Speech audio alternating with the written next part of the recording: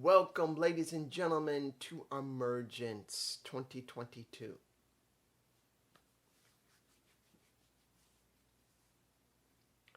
Guys, I'm like, what the hell did I just witness? Or better yet, what did I see? I think that might be the title for this video. What the hell did I just see? I saw something that had some good matches on it. I saw something that should have been something great. And it fucking pissed me off. It did. And I'm not like against the wrestlers. I'm making it very clear right now, straight before I even talk about this show. Was the wrestling good? Yes. There was good wrestling here. But there were so many factors that made this show crap. I want to smack every person that did creative or anyone in production right now. I want to smack the living taste out of their mouth and say, what did you just show here? Honestly.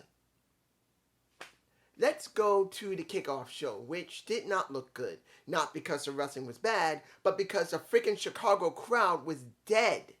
Now, I understand the show was still not started yet, and the people were now filing in. But when the matches started, at least you would get a little bit of reaction from the fans. There was almost no reaction until nearly halfway through the main card. Now, Digital Media Championship. Gunther versus a Brian Myers. We've been seeing this build up for quite a while, so I expected it was going to be alright. Wasn't a bad match. Now, I'm not putting no images in this video, but I got to say this. Brian Myers looked like the damn White Ranger from the Power Rangers. He looked like the freaking, his ring attire, his tights, the lower half looked like the damn White Ranger. He did. If you don't like Power Rangers, I understand. For me, I got a kick out of it. That's one of the things I liked about that match. He looked like a damn Power Ranger. And the thing that gets me, what were we doing with Gunther? We were trying to build this guy up to make him mean something. And you would think now with this, he should get the Digital Media Championship. Wrong. He doesn't win. He does not win. He loses due to the fact that near the last part of the match, he gets thrown into the Brian Myers gets thrown into the turnbuckle. He grabs the turnbuckle. It's the middle one. Not the top one, that bottom middle. He pulls it off. Gunther grabs him. He's holding on to it. It flies off. Then he flips him around and throws him into the second turnbuckle, where there is no turnbuckle. Then he grabs him, pins him. It's over. Now, mind you, this does give fairness because it doesn't make Gunther look bad, because Brian did whatever he could to win. He grabbed the damn turnbuckle. He threw him into it, into the ring ropes, where you can easily get concussed, and he's done. So he's been protected. But what now for him? Is he going after it again, saying this was unfair, or does he move on to something else? I don't know. Let's move on. The Knockouts Tag Title match of Vex, of Deonna Purrazzo, and the Chelsea Green, who's just... I really hope her and Matt Cardona don't break up, because they look like a great couple. They better stay together, because if he loses that, he's an idiot. Unless she messes around, that's something different. And then we got Rosemary, Taya, and the Jessica at ringside. I knew Rosemary was going to job here. I knew Taya was going to job here. I did not expect them to keep it. I didn't expect them. But I didn't expect that the way it ended, because by the time it was done, Jessica's trying to distract while Rosemary tries to do that green mist, which she gets in the face of a Taya Valkyrie. And that is how they lose. Rosemary gets destroyed, and now the Vex is the one who's currently in charge. But here's the problem. It's going to be the big problem of Impact Wrestling. You got no teams. And you don't bring in enough women from the outside to make it feel fresh. So as it stands, I can understand why Deonna Purrazzo and Chelsea Green are friends and they want to have these titles. Fine. But the problem is, if they don't bring in more people from the outside for them to have fresh meat and set up the women that are already in Impact to make it feel like something, it's going to be exactly like it was in 2020 when you saw Tasha Steelz and the Kiera Hogan have it, because they had to keep using the same women over and over and over and over and over, and they were doing double duty with the main title, which made it worse. You need more women to let them be fed. That's just me, guys, from below. I do believe, hopefully, they may do more tapings with maybe some more outside women. I'm hoping, because they want to keep Deonna Purrazzo. They do, because trust me, AEW will take her in a minute. And with WWE under new management, definitely Papa H is looking at her ass saying, Deonna, now I've got some money for you, and some good TV time. He will offer it, so they better give her what she wants. I'm just saying. Now the main card, and this is where I get very angry. You guys tell me below, unless it was just me, because I didn't just see it. I checked around to see if it was something that was across anywhere, because next to people looking at Fight, there's also people streaming it. So I checked, and for some reason, we had a nearly week-old Impact Wrestling opener of and I could be wrong, maybe it was just me, maybe everybody else could see it, but we had Eddie Edwards go up against Ace Austin, which was almost a week or two ago. I think it was a week ago. Not this week, last week. A match that opened up Emergence. What the fuck? I'm going like, what is this? What's going on? And I'm going, this can't be. What's happening here? So I checked the other streams. I checked. And they were all seeing the exact same thing. They were all seeing Eddie Edwards versus Ace Austin. And eventually the screen went black once. You hear audio. Then it goes, you can see it again. Then it goes black again. And then we get Jack Evans versus a Mike Bailey for the X Division damn title, which there should have only been one match, not two, for the simple reason that someone believed that Mike Bailey should defend it twice. And since it was at least a week ahead of time, at least a week or two ahead of time that he recorded that before Emergence, they thought it was a wise thing to do. Being a fighting champion is a great thing, as long as you book it right. And it was not booked right. We barely saw Mike Bailey talk. We barely care about Mike Bailey. He's been to other promotions with the title. I'm sure he has. So it shows that the X Division is being represented, as if he does. Because when he goes to other promotions, he won't always show it unless Impact agrees with it. So I can understand that. But what build-up did we get going into Emergence for Mike Bailey? Wouldn't it have been nice to hear him say something that I'm proud to be defending this title? I am a true fighting champion. He barely spoke. And if anyone says you don't need to speak, that's bullshit. Once in a while, you do need to speak to make people believe. And I didn't believe that anyone was going to beat Mike Bailey.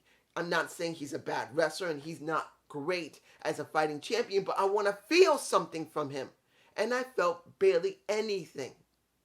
Wasn't there supposed to be a feud between him and Ace Austin?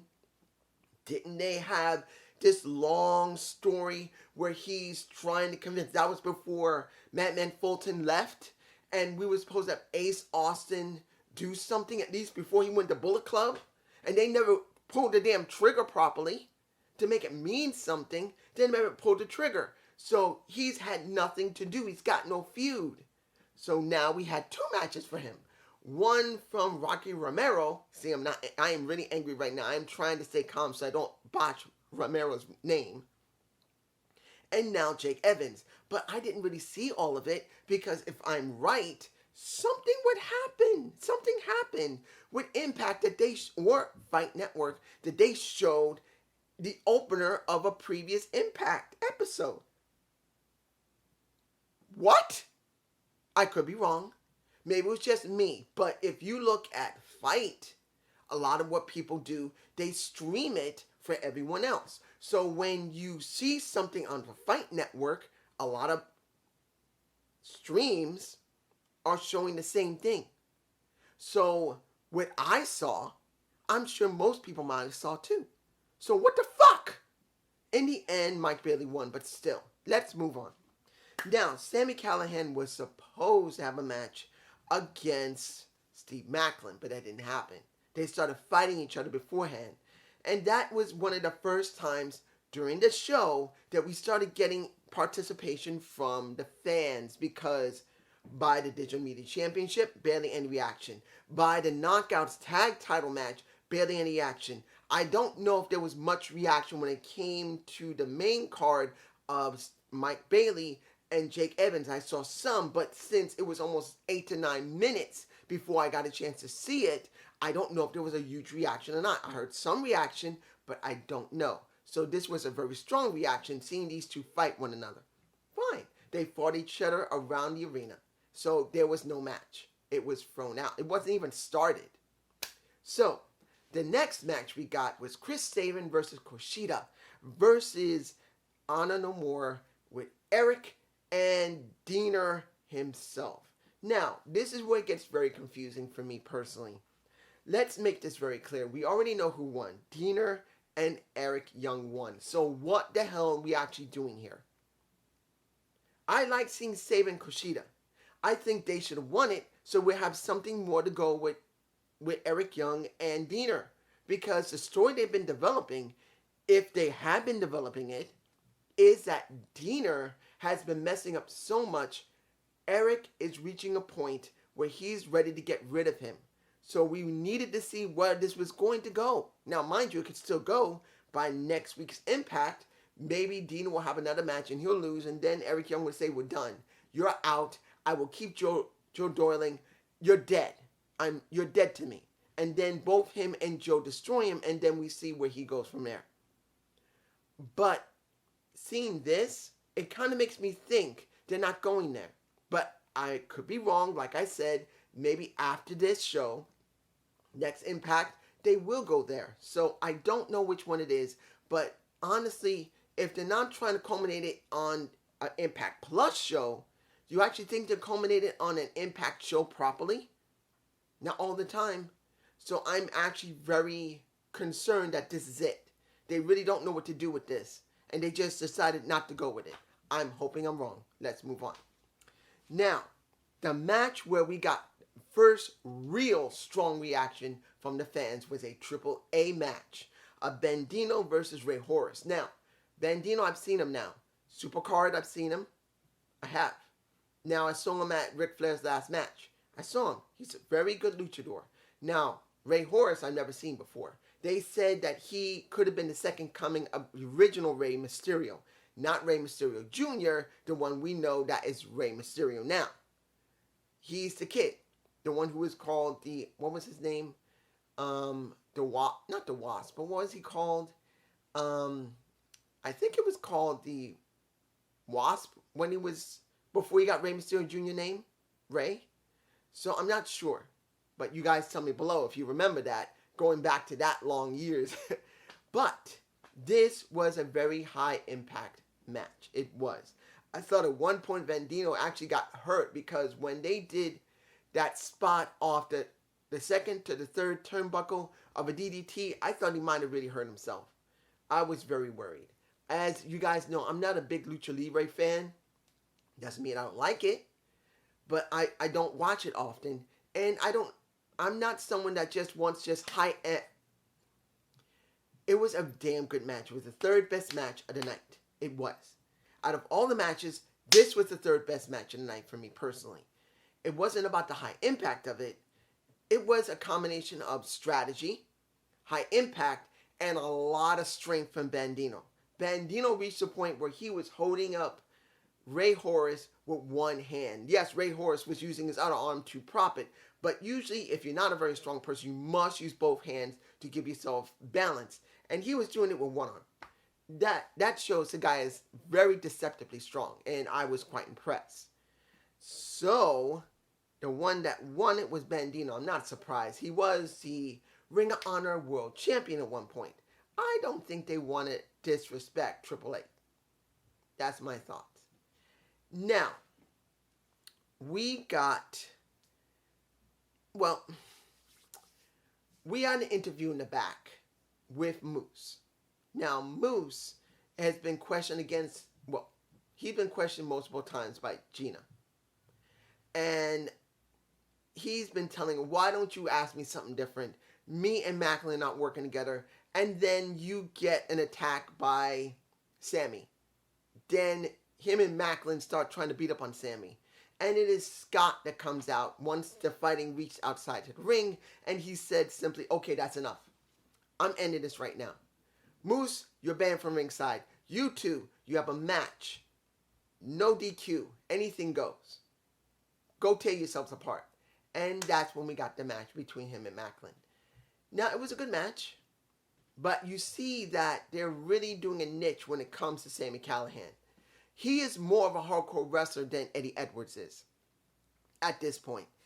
Eddie doesn't feel like a hardcore wrestler anymore. He doesn't. Now, it doesn't mean I don't still like Eddie.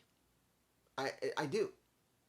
But if you're looking at Eddie compared to Sami Callihan, Sammy's now the hardcore legend now in the sense of Impact Wrestling compared to Eddie Edwards. That's just me, guys. Tell me below, but that's how it is. In the end, you did get Sammy to win. But I don't know where they're going to go from now on. I don't know. Are they going to have Moose working with Steve Macklin? Are they going to have a fight between him and Steve eventually? Because sooner or later, something's got to give between Steve, Moose, and Sammy. Something's got to give. I don't know what it is, but something. Now, Honor No More versus Bullet Club. If Honor No More loses, they disband. If Bullet Club wins, Honor No More disbands. If Honor No More wins, you get a title shot for OGK. I'm Matt Taman. I like it when someone smacks him in the face every time he does that. I'm Matt Taman. Oh, shut the hell up. That's kind of fun. And was it a good 10-man tag? It was standard for them now. Guys, Honor No More only does 8 to 10-man tags. 6, 8, and 10-man tags. That's all they do. We don't really get much unless it's PCO or OGK. And yeah, when we get a little bit of the crazy man of Kenny King, which I will get to in a minute. I didn't forget. But Honor No More wins, so OGK gets their title shot. That means that their people are still going to be around at least for a little while longer. Look, we know that most of Honor No More is going to be leaving soon. We already know. It's already been rumored they're going to leave. We just didn't know when.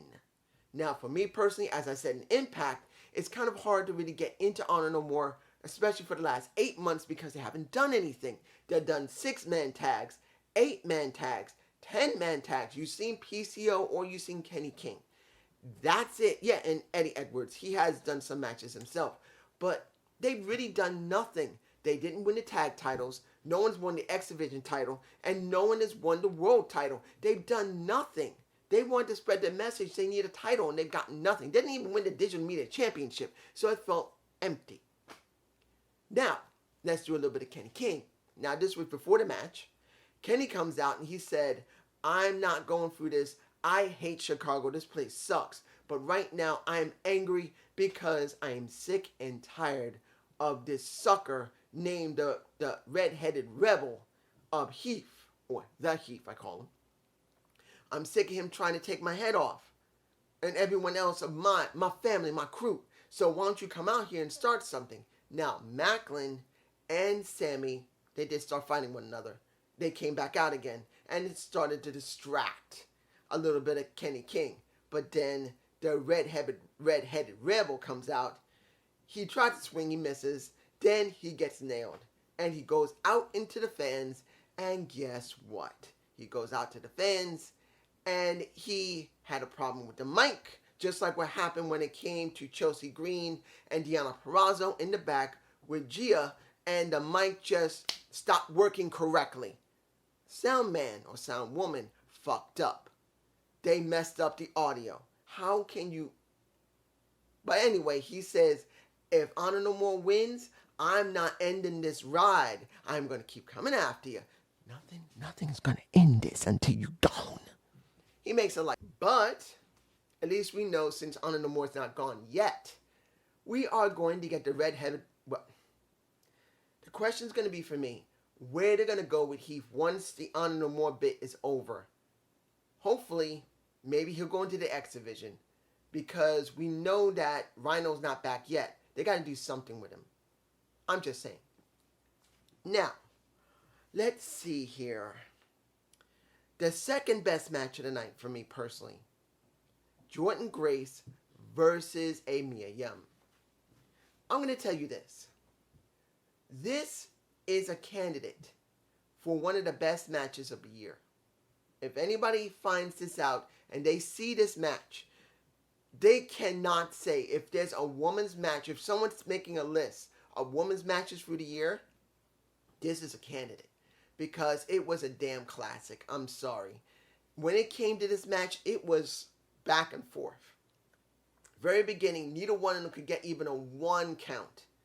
And as time went on, they did everything they could to beat the crap out of each other. I think they were a little bit angry at each other in real life because they started throwing some really hard hits. I understand. Look, Jordynne, she's a power lifter. That woman can lift almost 400 pounds. Oh, actually, she can lift up to 420 pounds. She's not a weak woman. This woman got guns, baby. She's a strong-ass woman.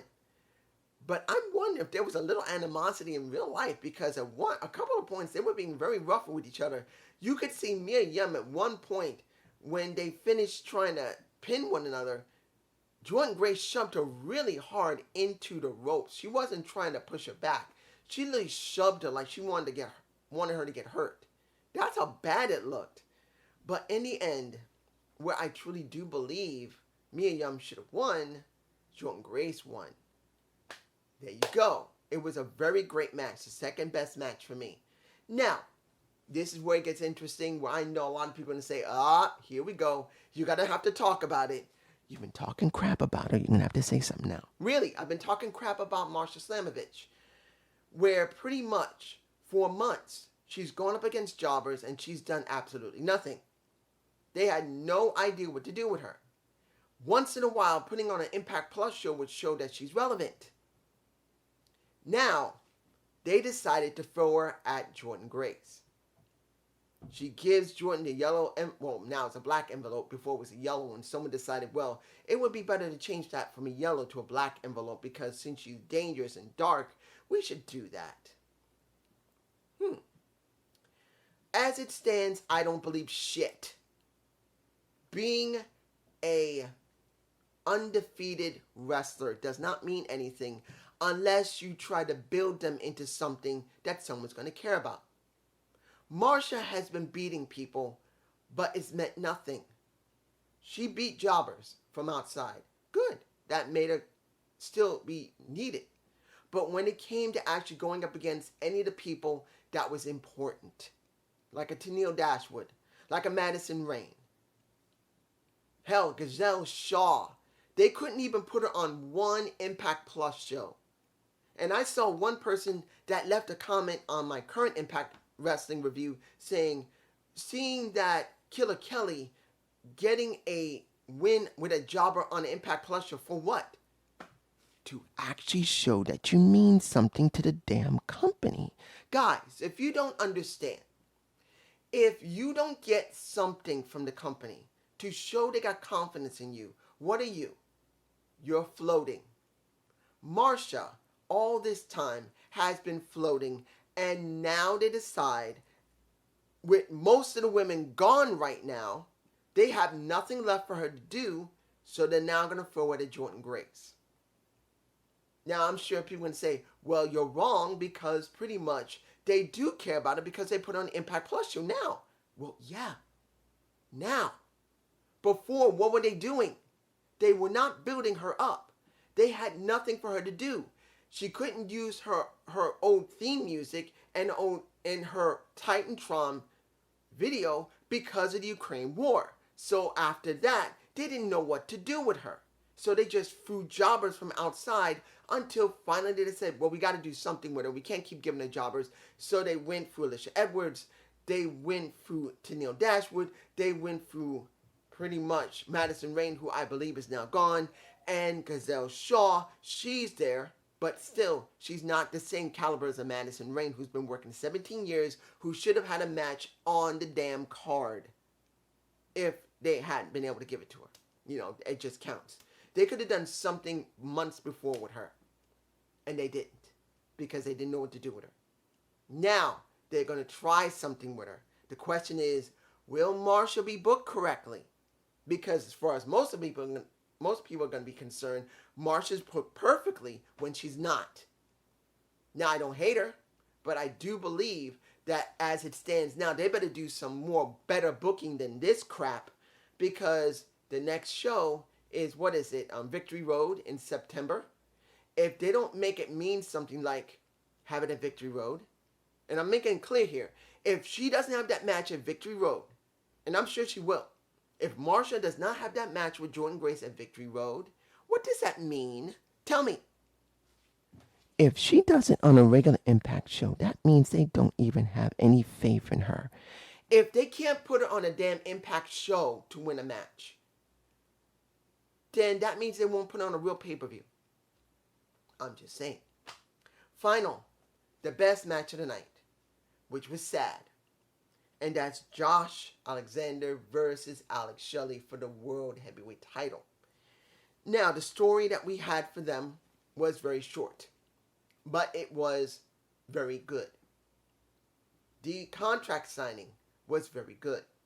And this match went with that as a classic. This is easily a very good match that could be a classic for anyone. Whether you like Josh or not, and I know a lot can't stand him, you got to shut your damn mouth because it was that damn good. Look, Alex Shelley took off his headgear so they can make it look better because Josh would have just put the headgear back on.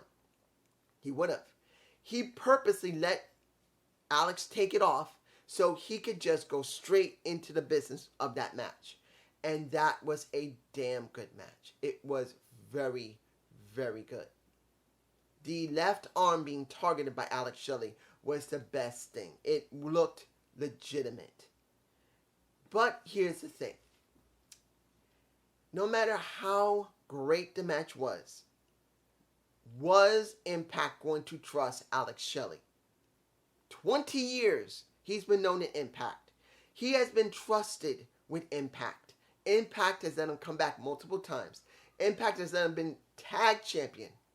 He's been the X Division champion. He has proven as one of the staples of that damn company. But did they trust him with the damn title? No. And that is where the major issue is, guys.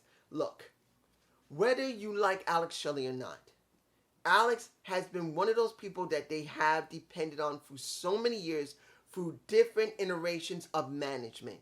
Through when Jeff Jarrett was running it, when the Carters were running it, now Anthem is running it. And no matter where, on Spike, on Destination America, on Anthem's, and then Access TV, no matter what, they have always had a staple of wrestlers that always came back when they could and always made the shows look good. He's one of those wrestlers. You would think, even if it was a short stint, he should have won it. But they didn't trust him. They didn't believe in Alex Shelley. Now, mind you, people are going to say, well, maybe they still got a long-range story for Josh Alexander. Well, guys, who is he has left? Moose? Sammy? Steve? Right now, Steve is busy with Moose dealing with Sami Callihan. Who else did he have left? Eddie Edwards? Yeah, Honor No More is there, but does that matter? They're going to redo Eric Young? I don't think so. And if they do, it's kind of a waste. It's a big waste. So who does he have left? Unless they're bringing in more wrestlers, which they could. Maybe they will be bringing in more wrestlers, which they should. They need new wrestlers, and they need to sign them more than just 6 months. Need a year-long wrestler. If they don't got him, we got problems. And that's the major problem we have at Impact Wrestling now. It doesn't feel like Impact has wrestlers. This is me. You know me. I've been, as you guys know, this is my 10-year anniversary. I've been doing wrestling reviews since 2012. Next to WWE, I think it was like my 5th video I did, or 6th video, I can't remember, was Victory Road, 2012. I have been reviewing Impact Wrestling for 10 straight years. Unlike SmackDown or Raw, I stopped them because I couldn't stand what was going on. I have not stopped doing Impact reviews. Yeah, I missed a couple of them. Either I got sick or I got frustrated, but I've been doing a constant time. And I'm telling you, Impact has had major issues with management for so long. Look at this show. We had bad audio. We had bad camera work. We had bad lighting. What the hell was going on? Did it actually happen? Unless it was me watching the stream. But as I said earlier, if that was an episode of Impact that's a week or two old, that first showed when it was supposed to be Jack Evans versus Speedball Mike Bailey for the X Division, that was on the general stream of Fight TV. Now remember, even the Pirators are using the Fight TV network and app. Even they do it. And I just checked.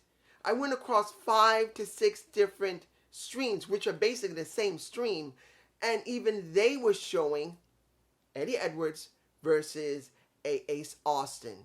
That was supposed to be a week or two before, I think a week or maybe or 2 weeks before Emergence. What the hell is going on? If it's just me, I'm fine. I'm all right. Maybe I just got a bad something happened with my app. Or when I looked at the streams, something went wrong. Fine. Even if I was pirating, even they wouldn't do that. But still, Impact Management, they got issues. There is something wrong in that company. If you haven't noticed how the camera work is bad, that audio, when it came to Deonna Purrazzo and Chelsea Green, they had no audio at all. Then when it came to the redheaded rebel being amongst the fans, there was still no audio either. And what? You can't tell me that that's just something that happens. It's happened a lot. But it's just me. And I hope you enjoyed this Emergence review. Please give me a comment below. And I want to make it clear, I didn't hate the wrestling.